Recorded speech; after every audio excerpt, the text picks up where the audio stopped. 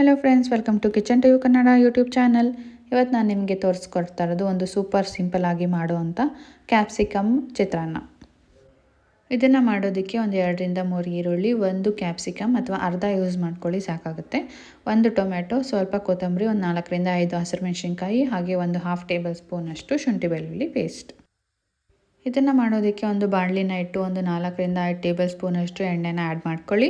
ಎಣ್ಣೆ ಚೆನ್ನಾಗಿ ಕಾದ್ಮೇಲೆ ಸ್ವಲ್ಪ ಸಾಸಿವೆ, ಅದ್ರ ಜೊತೆಗೆ ಸ್ವಲ್ಪ ಕಡಲೆಬೇಳೆ ಹಾಗೆ ಕಡಲೆ ಬೀಜನ ಕೂಡ ಸೇರಿಸ್ಕೊಂಡು ಚೆನ್ನಾಗಿ ಫ್ರೈ ಮಾಡ್ಕೊಳ್ಳಿ.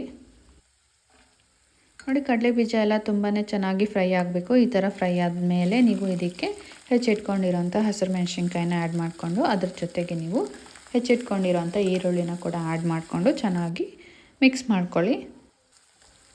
ನೀವು ಇದನ್ನು ಒಂದು 5ರಿಂದ 6 ನಿಮಿಷಗಳ ಕಾಲ ನಿಧಾನಕ್ಕೆ ಚೆನ್ನಾಗಿ ಈರುಳ್ಳಿ ಕಲರ್ ಸ್ವಲ್ಪ ಚೇಂಜ್ ಆಗಬೇಕು, ಅಲ್ಲಿವರೆಗೂ ಇದನ್ನು ಫ್ರೈ ಮಾಡಿಕೊಂಡು ಆನಂತರ ನೀವು ಇದಕ್ಕೆ ಹೆಚ್ಚಿಟ್ಕೊಂಡಿರೋಂಥ ಕ್ಯಾಪ್ಸಿಕಮ್ನ ಆ್ಯಡ್ ಮಾಡಿಕೊಂಡು ಫ್ರೈ ಮಾಡ್ಕೊಳ್ಳಿ.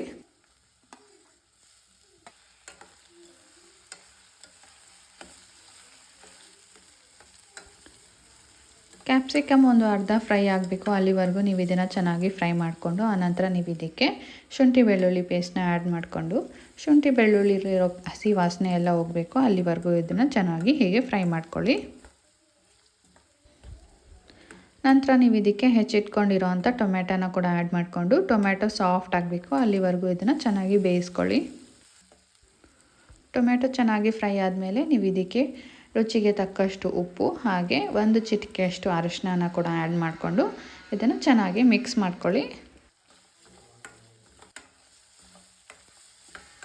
ಅರಿಶಿನ ಆ್ಯಡ್ ಮಾಡಿದಾದಮೇಲೆ ನೀವು ಇದಕ್ಕೆ ಹೆಚ್ಚಿಟ್ಕೊಂಡಿರೋಂಥ ಕೊತ್ತಂಬರಿ ಸೊಪ್ಪನ್ನ ಆ್ಯಡ್ ಮಾಡಿಕೊಂಡ್ರೆ ರುಚಿಯಾಗಿರೋ ಕ್ಯಾಪ್ಸಿಕಮ್ ಚಿತ್ರಾನ್ನ ಗೊಜ್ಜು ರೆಡಿಯಾಗಿಬಿಡುತ್ತೆ.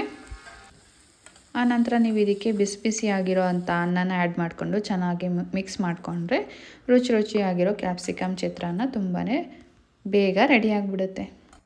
ಇದನ್ನು ಮಾಡೋದಕ್ಕೆ ಒಂದು 10 ನಿಮಿಷಗಳ ಕಾಲ ಸಾಕಾಗುತ್ತೆ, ಹಾಗೆ ರುಚಿನೂ ಅದ್ಭುತವಾಗಿರುತ್ತೆ. ಒಂದು ಸತಿ ಖಂಡಿತ ನೀವು ಟ್ರೈ ಮಾಡಿ ನೋಡಿ.